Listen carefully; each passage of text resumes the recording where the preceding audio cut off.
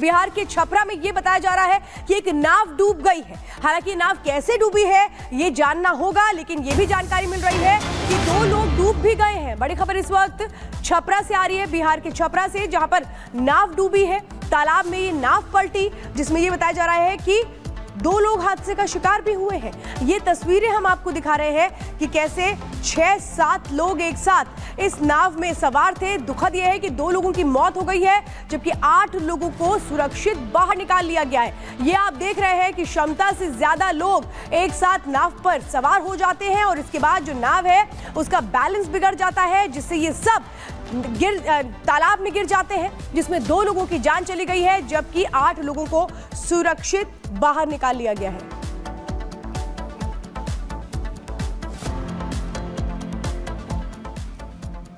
देखिए, नाव पर सवार थे क्षमता से ज्यादा लोग। एक्सक्लूसिव तस्वीरें आपकी टीवी स्क्रीन पर इस वक्त हम आपको दिखा रहे हैं। छठ पर्व के दौरान ये बड़ा हादसा हुआ है बिहार के छपरा से। इस वक्त हम आपको तस्वीरें दिखा रहे हैं। तालाब में नाव पलटी, हादसे में 2 की मौत हो गई है। 8 लोगों को सुरक्षित बचा लिया गया, लेकिन इससे पहले भी कई बार इस तरह के मामले सामने आते रहे हैं। लोगों से अपील की जाती है कि आप लापरवाही ना बरतें, लेकिन एक बार फिर से लापरवाही बरती गई, जिसके कारण 2 लोगों की मौत हो गई है।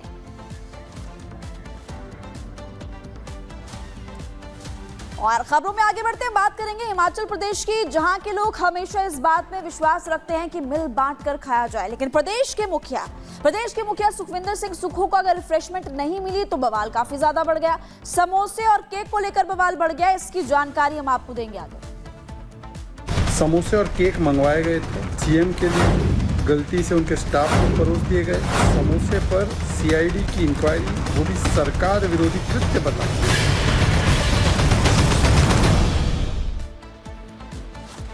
तो देखिए, सीएम का समोसा और उसको लेकर के लगातार जो बवाल है वो अब छिड़ता हुआ नजर आ रहा है। और इस बीच बड़ी खबर भी सामने आ रही है। बड़ी खबर आपको बता दें, इस बीच इसी मामले को लेकर के बड़ी जानकारी मिल रही है। हिमाचल में समोसा विवाद की सीआईडी ने जांच की है। ये बड़ी जानकारी आपको दे दे, जिस तरीके से समोसे पर यह संग्राम छिड़ा है। हिमाचल में समोसे के विवाद को लेकर के सीआईडी ने अब जांच की है। इसके अलावा आपको बता दें कि देखिए, सीएम की जगह सुरक्षा स्टाफ को समोसा और केक जो थे वो बांट दिया गया। इस विवाद को लेकर के अब लगातार सीआईडी जो है वो पड़ताल कर रही है। कांग्रेस का हिमाचल में गवर्नेंस मॉडल तो देखिए, पहले टॉयलेट पर टैक्स लगाना और उसके बाद अब समोसे पर सीआईडी की इंक्वायरी, वो भी सरकार विरोधी कृत्य बताकर। जी हाँ, समोसे और केक मंगवाए गए थे, सीएम के लिए थे, गलती से उनके स्टाफ को परोस दिए गए।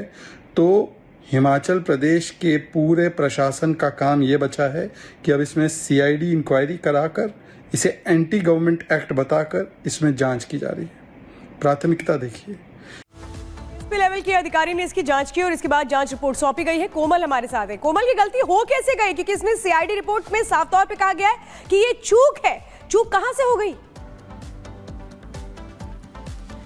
बिल्कुल, देखिए, हिमाचल प्रदेश में बात करें तो समोसे को लेकर के इन दिनों विवाद छिड़ा हुआ है कि आखिर मुख्यमंत्री सुखविंदर सिंह सुक्खू का समोसा इधर उधर कैसे हो गया। ये तो जांच का विषय बना हुआ है, लेकिन जो सीआईडी जांच में इसे सरकार विरोधी कृत्य बताया गया। लेकिन बात देखिए, ये 21 अक्टूबर की होती है, जब सुखविंदर सिंह सुक्खू एक सीआईडी मुख्यालय में जाते हैं। समारोह का एक आयोजन होता है, वहां पे जाते हैं, लेकिन उस बीच एक महानिरीक्षक रैंक के एक अधिकारी होते हैं जो कि एसआई को कहते हैं कि एक 5 सितारा होटल से जलपान की सामग्री आएगी तो वो ले करके आए। हालांकि वो जो एसआई होते हैं वो उसे आगे ट्रांसफर कर देते हैं। एक हेड कांस्टेबल और एक एएसआई रैंक के अधिकारी को बोलते हैं कि वो जा करके 5 सितारा रेस्टोरेंट से जल सामग्री ले आए।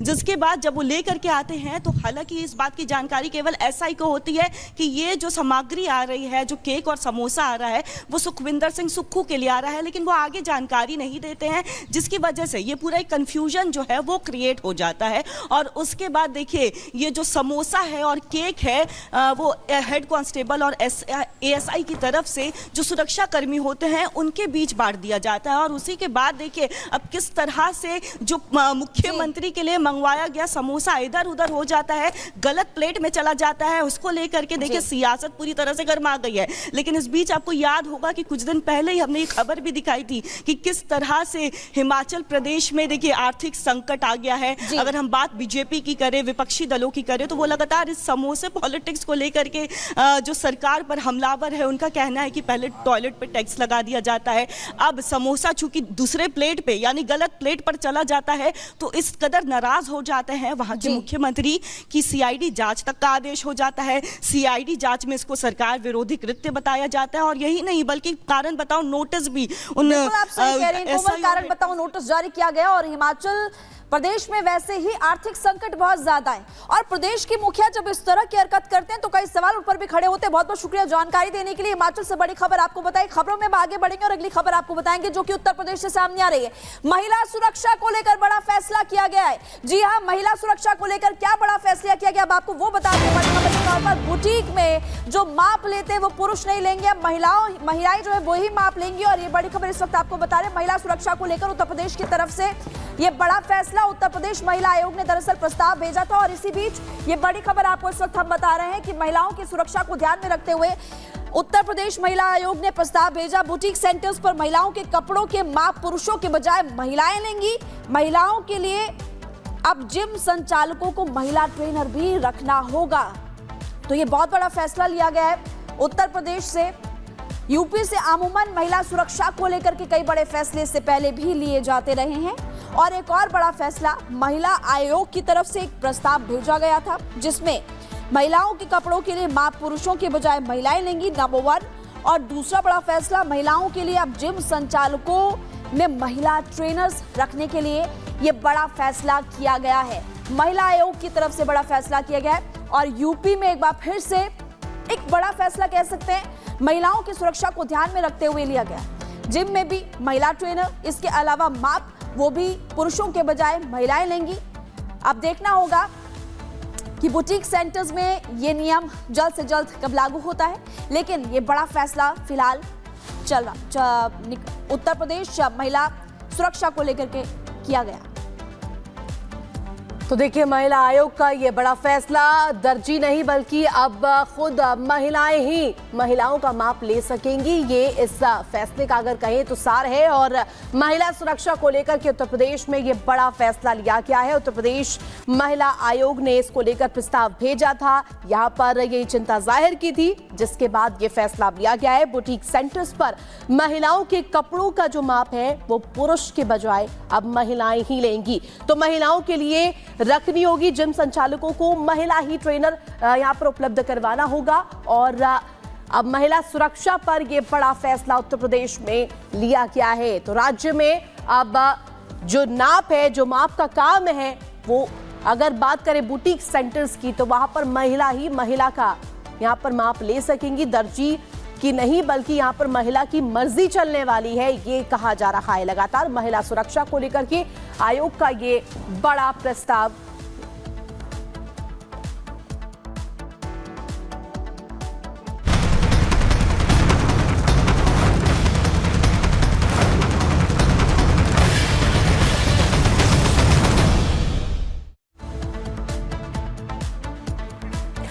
ट्रूडो का पाखंड, फिर खंड खंड। ये नया भारत है जो आस्था पर चोट बर्दाश्त नहीं करेगा, हिंदू मंदिरों पर हमले बर्दाश्त नहीं करेगा। और जिस तरह से कनाडा में हो रहा है उस पर भारत ने करारा जवाब दिया है और ये बता रहा है ये नया भारत है। देखिए रिपोर्ट।